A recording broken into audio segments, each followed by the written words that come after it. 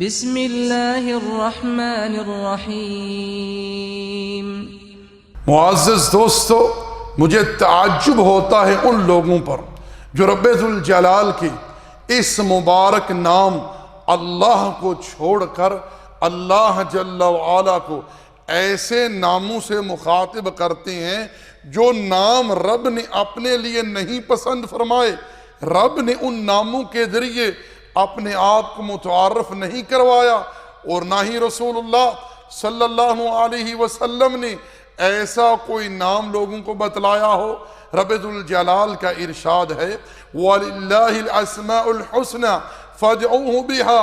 اللہ کے پیارے پیارے نام ہیں، تم ان ناموں ہی کے ذریعے اللہ کو پکارو، اللہ کو یاد کرو۔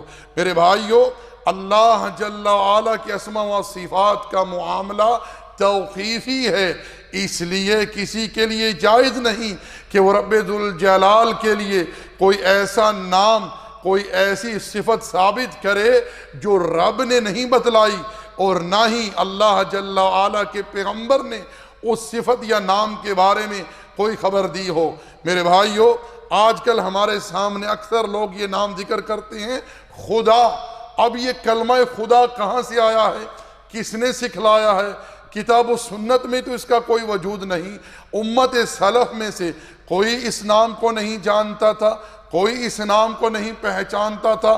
مجھے حیرت تو تب زیادہ ہوتی ہے جب کچھ دانشور لوگ جو اپنے آپ کو بڑا پڑھا لکھا عقل مند سمجھتے ہیں، وہ اگر کسی کی عبارت کا ترجمہ کریں تو اللہ اگر لکھا ہوا ہے نا عربی میں، وہ خدا لکھ کر ترجمہ کرتے ہیں۔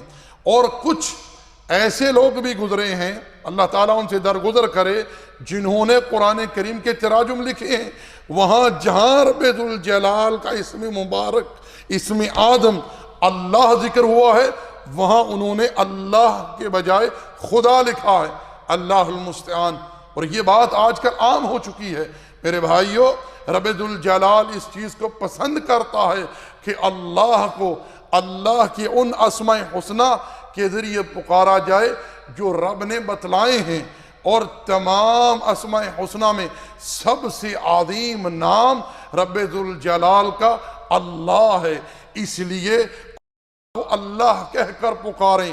نبی علیہ السلام کی دعائیں دیکھ لیں، ہر دعا کی ابتدا ہوتی ہے اللہم اللہم اللہم۔ اس نام سے آپ علیہ السلام اللہ کو پکارتے، اللہ سے دعا کرتے، رب ذوالجلال سے۔ تو میرے بھائیو، میرے دوستو، اسی پر اکتفا کرتا ہوں۔